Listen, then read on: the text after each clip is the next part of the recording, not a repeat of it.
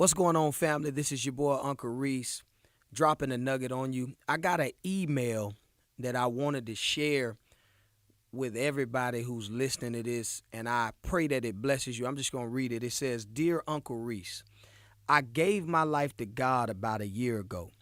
Since then, I have been making honest strides to live righteous.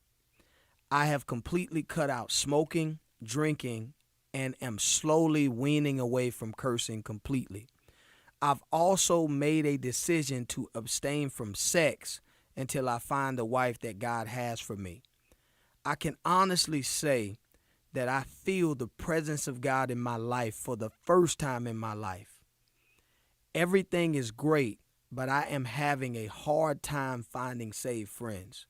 I went to church to find saved friends, but I am now realizing the commitment, the dedication, and determination that I have to live according to my convictions are not matching the church people that I am meeting. And also, I honestly just don't click with them.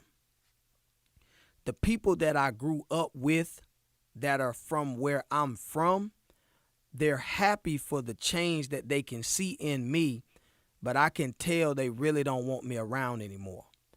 A couple of my childhood friends that are close to me think that I think I'm better than them.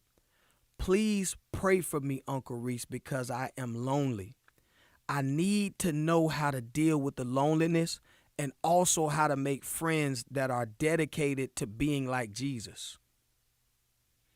Bro, this is normal. And I'm not going to say your last name, but I'm going to say your first name because I want this to be personal. You know who you are. But Tony, what you're dealing with is the same thing that people deal with when they become born again. I gave my life to God when I was 20 years old, and I come from a place where I was a womanizer.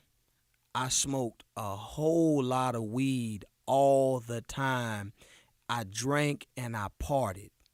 And these were the things that were normal for me. But what happened is, as God began to pull me towards him, he began to slowly but surely take the things that I used to love and take the things that I used to hate, which was living righteous, which was not being a womanizer. I loved having fun. I didn't like responsibility. But as I became born again, the nature of who I was began to absolutely change. And it wasn't an overnight thing for me, but to the people around me, it was an overnight thing because they couldn't see that God was already dealing with me in my mind for almost a year. But I was still hanging with them and doing what they was doing. But when I made a decision that I was going to be like Jesus, it seemed like it was overnight for my homeboys and everybody that grew up with. So all of a sudden, I'm the dude that brings the weed to the parties, and all of a sudden, I'm talking about now I don't smoke no more. People was like, huh, Shrekky? Huh? People were so confused. And at first, they was like, bruh, man, that's what's up, bro. I got to stop smoking too.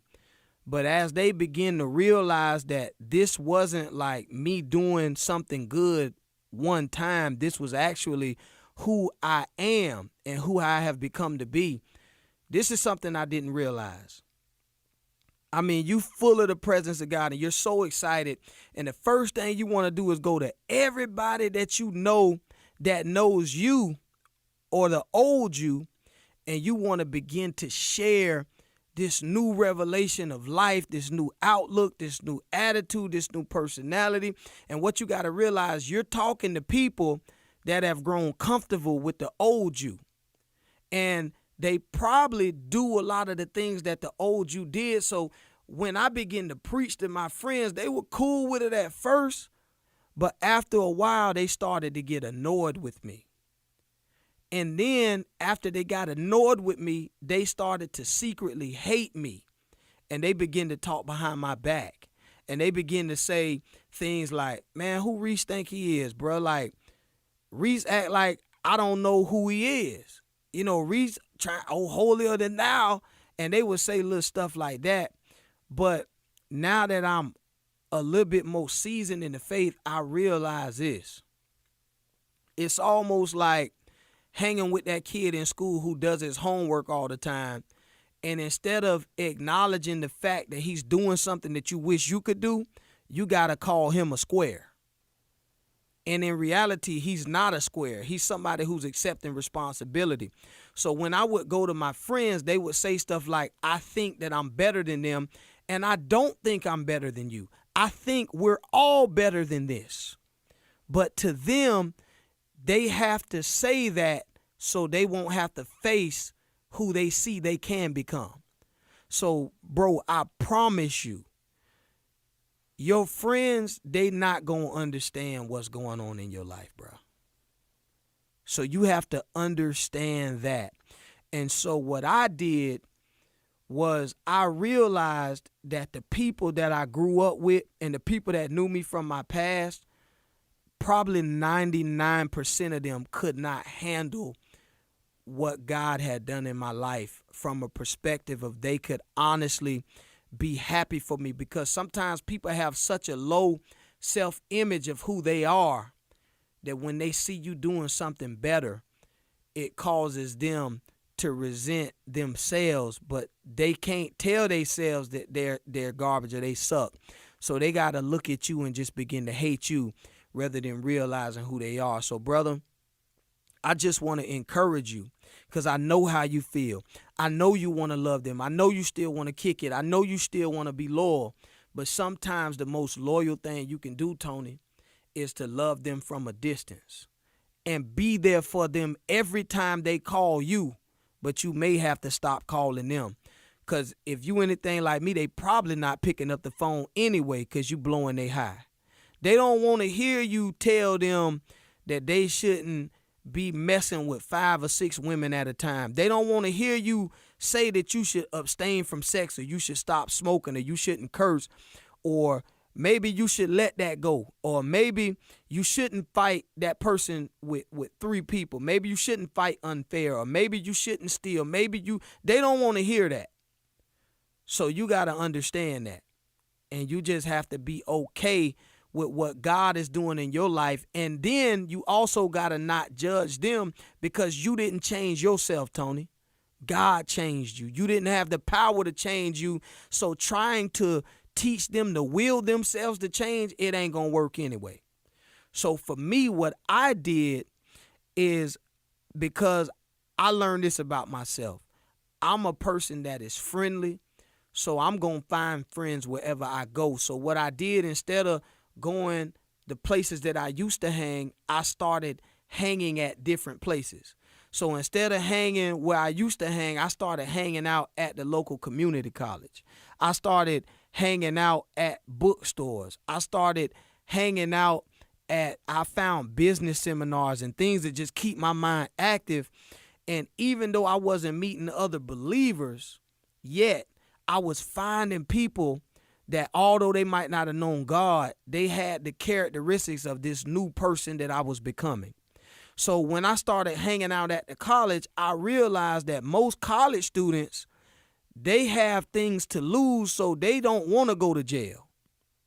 So by hanging out at the college, I immediately surrounded myself with people that don't want no smoke.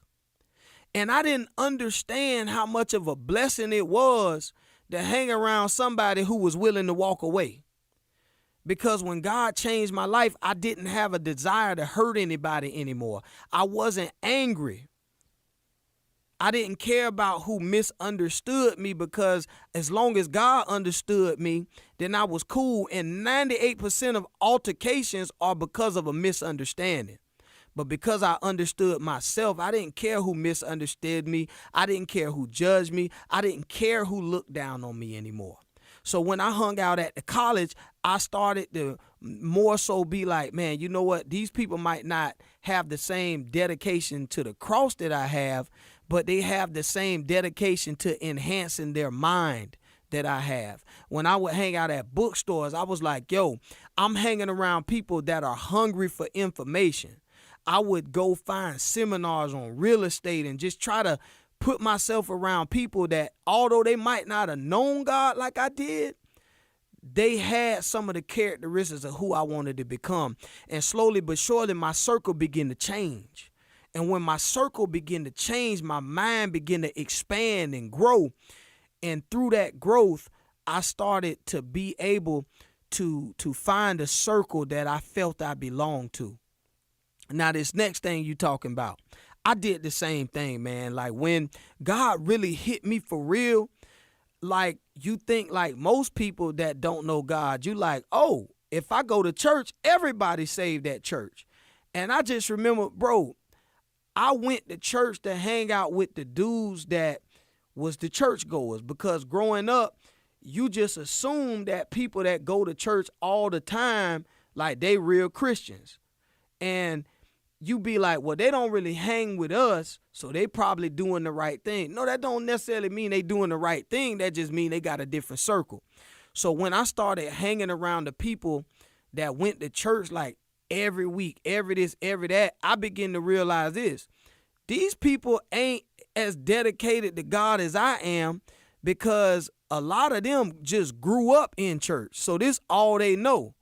They don't know how to go to the block and chill. They don't know how to go to no club. They don't know how to throw no parties. So they're just what they know, because their parents been making them go to church all their life. So now that they ain't with their parents, they comfortable in this environment. So they just hanging out here, still banging chicks, still smoking, still drinking, still doing everything we did. They just doing it in this church circle. And let me tell you something about church. If you looking to do the wrong thing in church, you can find you a circle that's looking to do the wrong thing in church. Okay? So I want you to understand that. So you can't just go by who looks the part. You got to be the part. And what'll happen is you'll begin to meet other people that are being the part. But let me tell you this. People that are like you, they have active faith. So you're probably going to meet those people while you're running. And then you're going to look beside you. It's going to be somebody who's running next to you. So when you're looking for godly friends, you have to actively try to share your faith with people. Some of my main brothers in Christ that I met, I tried to witness to them. And when I tried to share my faith with them, they got so excited that somebody was sharing their faith that we begin to bounce faith off each other, and we brothers to this day. So I just want to encourage you and say this, bro. You might be lonely right now, Tony, but that loneliness ain't going to last forever. The more you trust God and you just keep walking out this faith. I ain't talking about just being one of those people that God blesses you with all this understanding and then you just become an island and you just be like, man, ain't nobody right, man. The world's so jacked up. Bruh, yes, the world is jacked up, but God didn't call us God didn't clean us so we can look at everybody else that's jacked up. He cleaned us so we can go back in the world and clean it up. So don't be a Debbie Downer. Be somebody that is hopeful, Tony. And in no time, I promise you, you're going to have brothers and sisters around you that love God just like you and are your brother and your sister simply because you do the will of God. Man, this is Uncle Reece, and I just wanted to encourage you with this message, Tony, because I love you, and God loves you even more. This your boy, Uncle Reece.